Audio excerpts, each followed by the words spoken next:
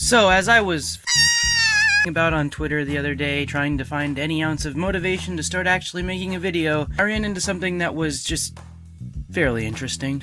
I noticed that Bethesda was trending, so I decided to investigate, and what I found legitimately blew me away. Also, if you're interested, consider subscribing. That would be stupid helpful, as I'm going to be covering this every week for the foreseeable future, and yes, that means I am back on the grind.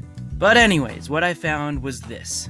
Microsoft, the same company that I bashed in the past about having, like, next to zero first-party titles, went and fixed that in one fell swoop. Microsoft decided to go ahead with their plan to purchase ZeniMax Media and every single one of their subsidiaries for $7.5 billion. Now for some context, that's more than double what they paid for Minecraft. Even more money than Disney spent on buying Star Wars, or Marvel, or anything else for that matter.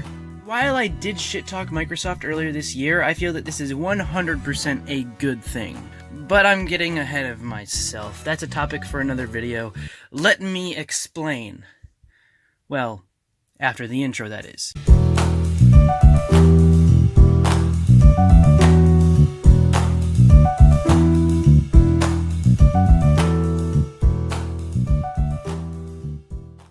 Hey guys, I didn't lie. I'm back, making YouTube videos again for fun. Yeah, if anybody wants to head over to the Discord that I regular, I'll put it in the description below. I need a new guy for thumbnails, so if you want to help me out, you want to see your thumbnails on my videos, and you don't care that you're not necessarily getting paid, go on over there and DM me. We can work something out. Of course, you'd be thrown onto my featured channels list on the channel. You would be mentioned regularly, and other than that, I mean, not much really. So yeah, hit me up in the comment section, or DM me on Twitter, or head on over to the Discord that I frequent, and we could absolutely get something figured out. Other than that, though, I really do hope that you guys enjoy this video. I am gonna start continuing regularly uploading, so yeah, thank you guys. Let's get into the video. Now, as I said at the beginning segment of this video, not only is this insane, but it is quite possibly one of the largest gaming happenings, and an all-around net positive for Fallout and Xbox fans alike. I know for a fact that this acquisition is gonna piss off PlayStation fanboys, but those 9-year-old troglodyte console war hooligans can crawl back into their hidey holes or spam me on Twitter. I honestly could care less. But in my humble opinion, this is a net positive. Microsoft just went from having like Halo and Gears, and that's pretty much it, to now owning AlphaDog, Arcane Studios, id Software, Machine Games, Roadhouse Studios, Tango Gameworks, which is in Japan by the way, ZeniMax Online Studios, and perhaps most importantly, Todd Howard and his team at Bethesda. Not to mention all of their intellectual properties are owned by Microsoft now. That includes Fallout, The Elder Scrolls, Doom, Rage, Wolfenstein, Prey, Dishonored, The Evil Within, Quake, the soon-to-be revealed Starfield thing, and God knows what else. But I'm getting way ahead of myself at this point. What we're going to do today is break up this video into a few different segments. What we're going to talk about right off the bat is what we know 100% as concrete facts, and following that will be more speculative things that make sense and probably will happen, but we just don't have any actual confirmation regarding these things. For instance, like Fallout New Vegas 2, it certainly seems like a real possibility and not just something that I've been pipe dreaming about since I was a kid, and I have some tweets right here to back up those claims, but let's move on. We're also going to go over console exclusivity, i.e. with Fallout and the Elder Scrolls, and whether or not Starfield will only be released to the Xbox series of consoles, and what's going to happen with the already confirmed Bethesda console exclusives for the PS5 in Deathloop and Ghostwire Tokyo. So, I know I said this earlier, but if you guys do enjoy the content and you could leave a like or subscribe, I definitely will be covering this in its entirety, especially going forward, and that really just does help me a whole lot. I do expect in the coming days we will hear several additional things, and of course a like would help this video with the YouTube algorithm, and I'm just gonna continue to spew on about this stuff, so let's move on. First off, I'd like to start with some clarification and concrete facts. Technically speaking, the deal right now is not set into stone, as it were. I personally don't see why Microsoft would practice their pullout game in this situation, like, at all. That would make legitimately no sense, but yeah, I guess PlayStation, there's technically a chance. On the flip side, however, Microsoft expects this deal to be finalized in the second half of 2021, so it'd probably go through, but that said, we are still on some approvals from regulatory committees and government bullcrap, so that has to happen. So we will see if it goes one way or the other, but I'm fairly certain that this is going to be finalized in the near future. Also, something fairly interesting that was confirmed was Microsoft intends to throw Bethesda's entire back catalog onto Game Pass and all of their future games onto Game Pass the day that they're released. And they specifically mentioned Starfield, so that's pretty interesting. It seems that for the foreseeable future, the only reason to buy an Xbox is because of Game Pass, which is not really my cup of tea, but I digress. Also, we have confirmation that all of Bethesda's back catalog of games are scheduled to be released onto Game Pass in the near future, like I just said, and depending on when you're watching this video, or when I actually get it published, they may have already been released, so that's crazy. It's legitimately insane to me to think about the fact that practically every single one of the games published by these studios are most likely going to be spanked onto Game Pass the day that they release.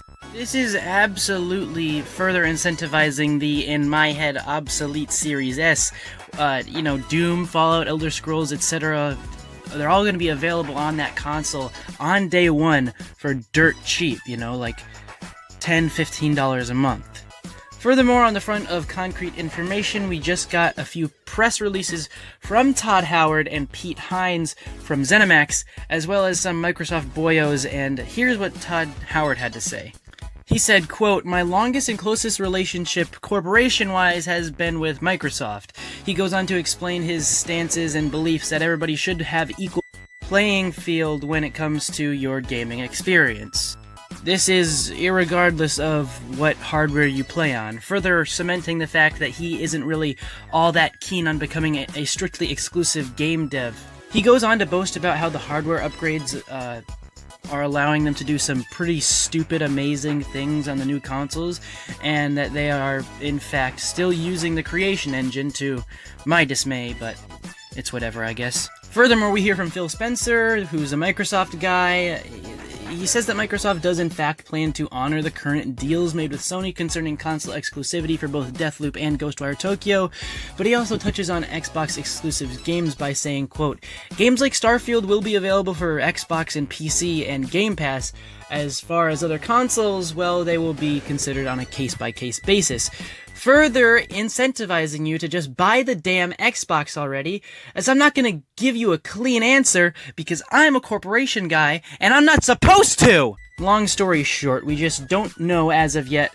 It might help grow install base a bit for the Xbox Series S, but then you risk pissing more people off than you persuade to buy a console. But such is the way of the world we live in. They didn't just spend $7.5 billion so they could not get exclusive games. They're going to want to push the Series S and the Series X. Like I said, we don't really know because you got to consider Todd's previous statements. Moving on, it is now time for the segment that I am most excited about, the possibility for a sequel to Fallout New Vegas! The reason I bring this up is because Black Isle, the original creators of the Fallout franchise, was survived by a company called Obsidian Entertainment, until Obsidian had to sell the Fallout IP to Bethesda or face bankruptcy. It was following this that they got their chance to make a first-person Fallout game, and in doing so created my favorite game of all time, and now that Microsoft owns both Bethesda and Obsidian, they are both under the same umbrella at Microsoft. My whole point is, we are now in a better position than we ever have been to see a Fallout New Vegas 2, and that's exciting. Official Obsidian Twitter handle hasn't said no when it specifically asked if they were working on a Fallout New Vegas 2, and perhaps more importantly, we do know that Josh Scheuer is working on a project, as you can see from this tweet here. But as it stands right now, I think there are two different ways to look at this situation. One being immensely more hopeful than the other in the fact that yes, Obsidian and namely Josh Sawyer are in fact currently working on a new Fallout game, whether it be a Fallout New Vegas 2, and that's why they haven't given us answers yet, or what is probably more likely, they just really want to work on another Fallout game, and these tweets are a way to gauge interest before they present the idea to Microsoft. I think that it's a real possibility that this is something real, and like very real, in the vein that the whole Fallout 5 conundrum exists, being the fact that if we do go by the order of titles that were shown at E3 2019, we have Starfield coming out in about a year. Then we have the new Elder Scrolls game that's going to take at least 3 or 4 years to complete. Then probably a continuation of Starfield, provided that it is as big as a success as it is supposed to be. Because after all, you don't create a brand new IP and then let it sit dormant for like 4 years. So we got 4 years for Elder Scrolls. We got another year for Starfield. We got another 4 years after that for Fallout 5. And you see where my problem is here? It would take them another 4 years to release a Starfield 2 following the success of Starfield 1, if that was the direction that we were going to go in. You don't leave a newborn twiddling their thumbs for 12 years and then expect the public to care as much as they used to. So that leaves us with at least like 9 years without a Fallout game from Bethesda, and with Obsidian's experience in the Fallout genre, I think it would be borderline insane for Microsoft to not have Obsidian start working on a Fallout game after their Outer Worlds DLCs and Avowed have wrapped up. Within the next 2 years or so, I do expect to hear more news about this, but I honestly don't think that we can expect any news before then.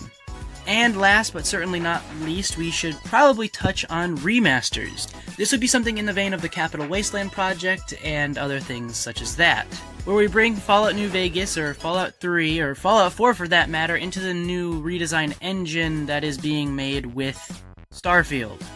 But here's the thing, Todd Howard has said in the past that he isn't really a huge fan of engine remasters, but Todd isn't on the top of the totem pole anymore, and with the interest I see in remasters, especially all of the funding that the Capital Wasteland project is getting, whether it be through donations of time and or money, it's kind of proof enough that we need this to happen, and if you don't, you're leaving a hell of a lot of money on the table.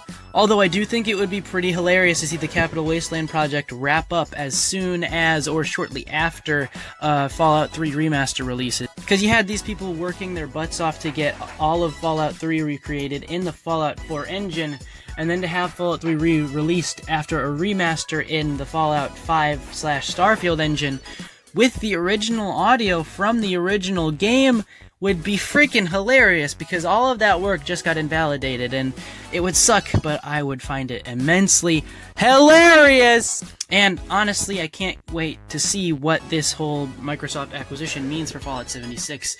The servers are probably going to be hosted by Microsoft, which means they're a lot higher quality and a lot faster, but that's a subject that I need to cover in its own video, so hopefully, though, this influx of funding means better games all around, considering the fact that the games on the Xbox won't cost $70. Yes, I am looking at you, Sony. Hey, f*** you, Sony. Nah, fuck you, Noah, the industry should have adjusted with inflation years ago! Yeah, you might be right, but that doesn't make it hurt any less! In all seriousness, hopefully this means Bethesda can ease off the microtransactions and focus on making more great games instead of more capital. But as I said previously, I see this as a positive, and it's definitely going to drive competition in the console space again, which is what I asked for in this video right here. Look in the corner. It's an eye. It blinks. So go ahead and check that one out. But what do you think? Just let me know. What do you think? Do you think that this spells the end of PlayStation, or do you think that that I'm a dumb idiot who needs to learn more before I speak either way? Let me know in the comments down below. I do in fact read all of them because I am a minuscule channel. Also, go hit me up on Twitter, link in the description, and handle on the screen right now actually, while you wait for the next week's video. You can always go check out some of my older ones, like Microsoft, and what I didn't really like about them last generation. But if you don't, guys, remember, no one cares. I'm killing addendums at the end of the videos. I'm not going to spend 2 minutes spewing on about what I did or didn't like, because they don't age well. Yeah. Peace out, guys. No one cares. Oh, brother, this guy stinks!